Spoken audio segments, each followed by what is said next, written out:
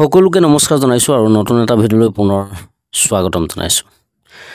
আমি আলোচনা কৰি আছিলোঁ হায়াৰ ছেকেণ্ডাৰী ছেকেণ্ড ইয়েৰ অসমীয়া বিষয়ৰ ওপৰত। পূৰ্বতে প্ৰস্তুত কৰা ভিডিঅ'সমূহত কৈছোঁৱেই যে আমি কিছুমান important selective question answers discuss কৰিম। লগতে পাঠটোৰ সম্ভাৱনীয় MCQ জৰিয়তে কনচেপ্ট ক্লিয়াৰ কৰাই হৈছে আমাৰ উদ্দেশ্য। আজি আলোচনা কৰিম শিলভদ্ৰৰ যিটো চিঠি নামৰ যিটো চুটিগল্প, সেই চুটিগল্পটো আমি আলোচনা কৰিবলৈ লৈছোঁ। পূৰ্বতে প্ৰস্তুত কৰা ভিডিঅ'সমূহ যদি চোৱা নাই, ডেছক্ৰিপশ্যনত লিংক দিম, তাৰ পৰা তোমালোকে চাই ল'ব পাৰিবা। তেন্তে পলম নকৰোঁ, আৰম্ভ কৰোঁ আহা। প্ৰথমে আমি পাঠটোত সম্ভাৱনীয় MCQ কুৱেশ্যনখিনি ডিছকাছ কৰিলোঁ। এতিয়া প্ৰথম প্ৰশ্ন, তলৰ কোনটো শিলভদ্ৰৰ গল্পৰ বৈশিষ্ট্য নহয়? ইয়াত 4টা অপশ্যন দিয়া আছে, তাৰ ভিতৰত যিকোনো এটা শুদ্ধ হ'ব। সৰল ভাষা, মেদহীন বৰ্ণনা, সুখপাঠ্য ভাৱ এইবিলাক শিলভদ্ৰৰ গল্পৰ বৈশিষ্ট্য হয়, কিন্তু একেবাৰে 4 নম্বৰ যিটো অপশ্যন কেৱল বাস্তৱবাদী ধাৰা, এইটো শুদ্ধ নহয়, আৰু যিটো নহয় সেইটো শুদ্ধ উত্তৰ হ'ব। নেক্সট, এসময়ত মানুহৰ যোগাযোগৰ মূল মাধ্যম কি আছিল? এসময়ত মানুহৰ যোগাযোগৰ মূল মাধ্যম, ফটোটো চাই চাগে গম পাইছে উত্তৰটো, চিঠি আছিল। নেক্সট কুৱেশ্যন, ৰেৱতী মোহন দত্ত চৌধুৰী কাৰ ছদ্মনাম? খুবেই ইম্পৰ্টেণ্ট কুৱেশ্যন হয়। ৰেৱতী মোহন দত্ত চৌধুৰীৰ প্ৰকৃত নাম আছিল, ছদ্মনাম আছিল শিলভদ্ৰ, আৰু তেখেতৰ প্ৰকৃত নাম আছিল ৰেৱতী মোহন দত্ত চৌধুৰী। ইয়াত শুদ্ধ উত্তৰ হ'ব 4 নম্বৰ অপশ্যন।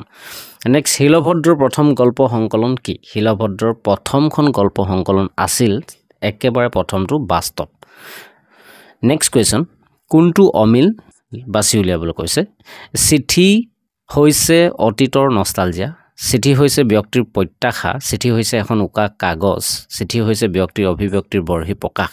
3 নম্বৰ যিটো অপশ্যন, চিঠি হৈছে এখন উকা কাগজ, ইয়ে অমিল আচলতে, বাকীকেইটা গোটেইকেইটা মিল দেখা পোৱা গৈছে। যিটো অমিল হয় সেইটোৱে শুদ্ধ উত্তৰ। শিলভদ্ৰৰ প্ৰথম গল্প সংকলনখনৰ নাম কি? শিলভদ্ৰৰ প্ৰথম, এইটো ৰিপিট হৈছে, বাস্তৱ আমি প্ৰথমে আলোচনা কৰিছিলোঁ। নেক্সট, তলৰ কোনটো ৰামধেনু যুগৰ গল্পৰ বৈশিষ্ট্য নহয় বুলি কৈছে? ৰামধেনু যুগৰ গল্পৰ বৈশিষ্ট্য নহয় বুলি ক'লে বাস্তৱমুখী চিন্তা ৰামধেনু যুগৰ গল্প বৈশিষ্ট্য হয়। ঈশ্বৰক বিশ্বাস, এইটো কিন্তু বৈশিষ্ট্য নহয়। বাকী ফ্ৰয়ডীয় মনস্তত্ত্ব, মাৰ্ক্সীয় দৰ্শন এইবিলাক কি হয়? এইবিলাক শিলভদ্ৰৰ গল্পৰ বৈশিষ্ট্য হয়। নেক্সট, কোনখন গ্ৰন্থৰ বাবে শিলভদ্ৰই অসম প্ৰকাশন পৰিষদ বঁটা লাভ কৰিছিল? ইয়াত 4টা অপশ্যন দিয়া আছে, তাৰ ভিতৰত 3 নম্বৰ অপশ্যন যিটো অনুসন্ধান, সেইটো শুদ্ধ উত্তৰ হ'ব।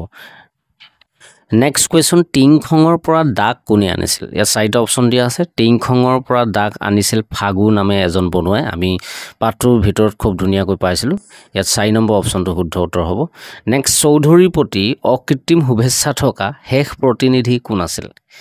চৌধুৰীৰ প্ৰতি অকৃত্ৰিম শুভেচ্ছা থকা শেষ প্ৰতিনিধি আছিল, ইয়াৰ ভিতৰত 2টো অপশ্যন শুদ্ধ হ'ব, প্ৰশান্ত শৰ্মা।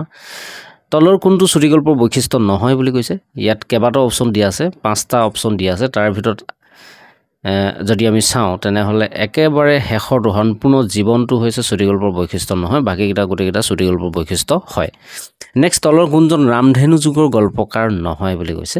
সৈয়দ আব্দুল মালিক, বীৰেন্দ্ৰ কুমাৰ ভট্টাচাৰ্য, ভৱেন্দ্ৰনাথ শইকীয়া, যোগেশ দাস, এই গোটেইকেইজন ৰামধেনু যুগৰ গল্পকাৰ হয়, কিন্তু লক্ষ্মীনাথ বেজবৰুৱা ৰামধেনু যুগৰ গল্পকাৰ নহয়। পাঠটোত সম্ভাৱনীয় কুৱেশ্যন, শ্বৰ্ট কুৱেশ্যন আচলতে ইমানখিনিয়ে আছিল। এতিয়া আমি লং কুৱেশ্যনখিনি ডিছকাছ কৰিম।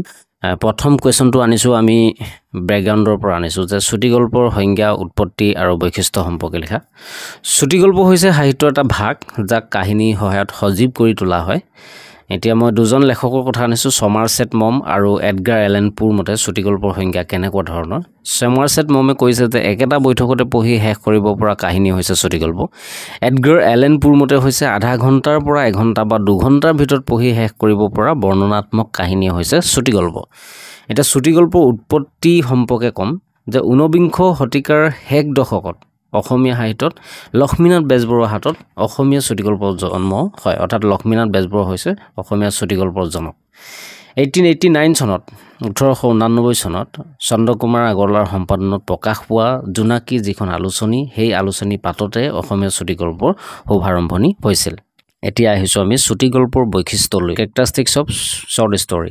এতিয়া প্ৰথমটো বৈশিষ্ট্য হৈছে চুটিগল্প সদায় সত্য সত্য তথা বাস্তৱ জীৱনৰ এছোৱাকহে উন্মোচিত কৰে চুটি গল্পই হ'ব লাগিছিলে চুটি গল্পই সদায় সত্য তথা বাস্তৱ জীৱনৰ এছোৱাকহে উন্মোচিত কৰে নেক্সটটো পইণ্ট হৈছে চুটি গল্পৰ আৰম্ভণি আকস্মিকভাৱে হয় শেষ নাটকীয়ভাৱে হয় খুব ধুনীয়া এটা বৈশিষ্ট্য হয় চুটি গল্পত জীৱনৰ এটা খণ্ডহে উপস্থাপন কৰা হয় চুটি গল্পৰ পৰিসৰ ঠেকভাৱে কম চৰিত্ৰ কম শব্দৰ সমাৱেশ ঘটে এটো এটা ইম্পৰ্টেন্ট বৈশিষ্ট্য হয় নেক্সট চুটি গল্পত এটা কেন্দ্ৰীয় বিষয়বস্তু থাকিবই লাগিব প্ৰগতিবাদী চিন্তাধাৰাৰ প্ৰভাৱ চুটি গল্পসমূহত দেখিবলৈ পোৱা যায় তাৰ উপৰিও চুটি গল্পত কল্পনাৰ ৰহণো আমি দেখিবলৈ পাওঁ নেক্সট কুৱেশ্যন চিঠি গল্পটিৰ নামকৰণৰ সাৰ্থকতা বিচাৰ কৰা প্ৰশ্নটো খুবেই সিলেক্টিভ হয় উত্তৰটো মই দিবলৈ চেষ্টা কৰিছোঁ যে গল্পৰ নামকৰণ তেতিয়া সাৰ্থক হয় যেতিয়া গল্পটোৰ বিষয়বস্তুৰ ইংগিত কেন্দ্ৰীয় ভাৱ উপযুক্ত চৰিত্ৰ সমাৱেশ ঘটে